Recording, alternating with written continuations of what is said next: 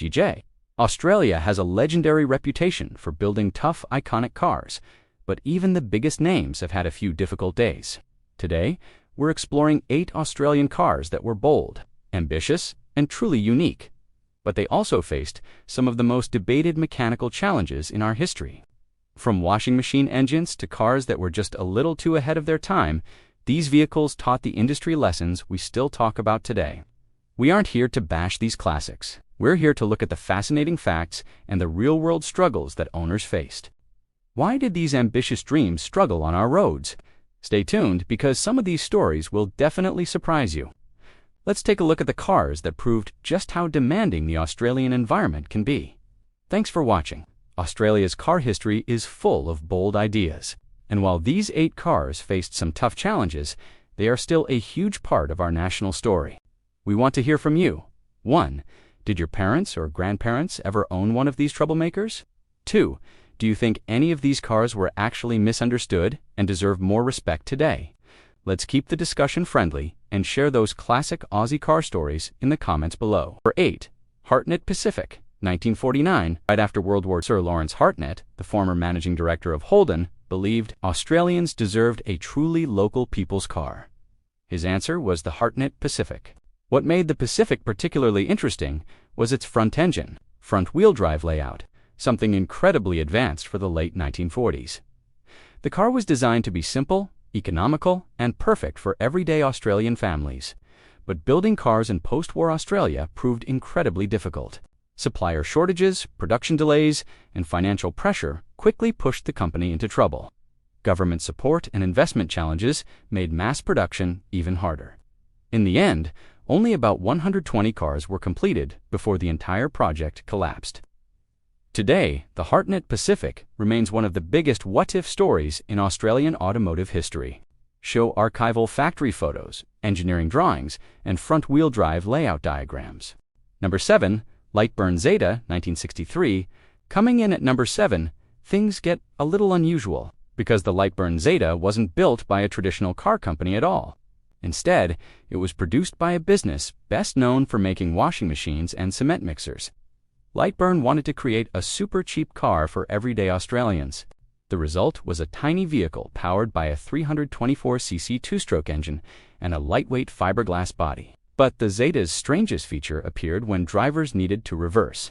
Instead of using a traditional reverse gear, the engine itself could actually run backwards, allowing the car to drive in reverse using the same gears. It was clever engineering, but definitely unconventional. With limited power and such a small engine, the Zeta struggled on highways and steep hills.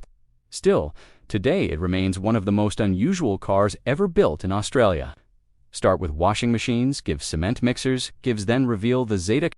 Number 6. Leland P76, 1973.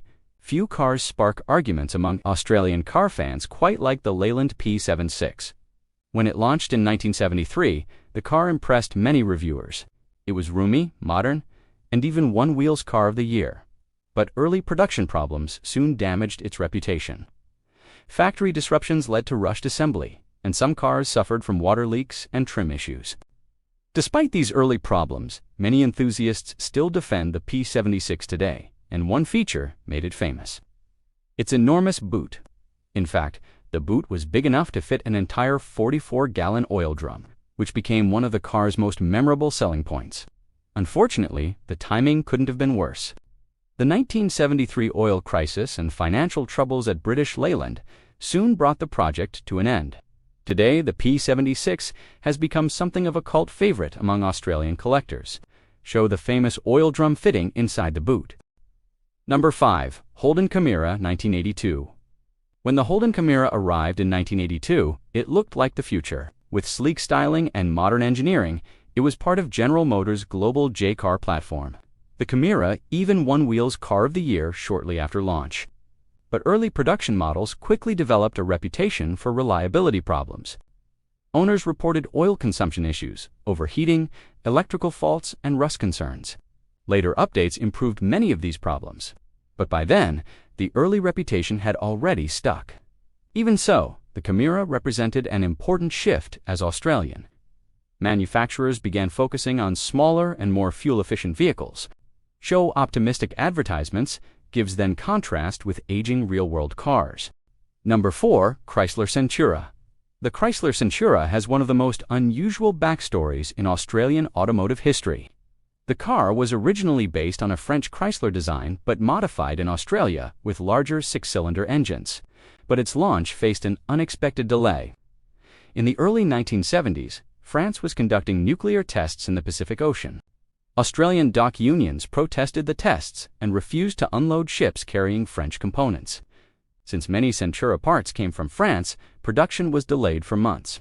By the time the car finally reached dealerships, some buyers felt its styling already looked slightly outdated.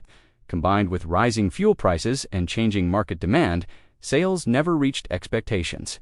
Even so, the Centura remains a fascinating mix of French engineering and Australian muscle. Show map animation. France gives shipping route, gives Australia. Number 3. Purvis Eureka. If you ever wanted a car that looked like it came straight from a science fiction movie, the Purvis Eureka might be it. Built in Australia during the 1970s, the Eureka used a Volkswagen Beetle chassis but featured a futuristic fiberglass body. Instead of traditional doors, the entire canopy lifted upward like a fighter jet cockpit. Climbing into the car felt more like entering a spaceship than a normal vehicle. Although only small numbers were built, the Eureka became a favorite among Australian kit car enthusiasts.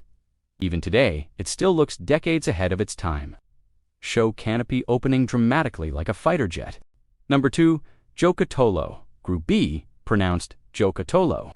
And this machine was absolutely wild. The Giocattolo Group B started life as an Alfa Romeo Sprint. But Australian engineers replaced the original engine with a mid-mounted Holden 5.0-liter V8. The result was a lightweight monster capable of incredible performance. It became one of the wildest performance machines ever built on Australian soil.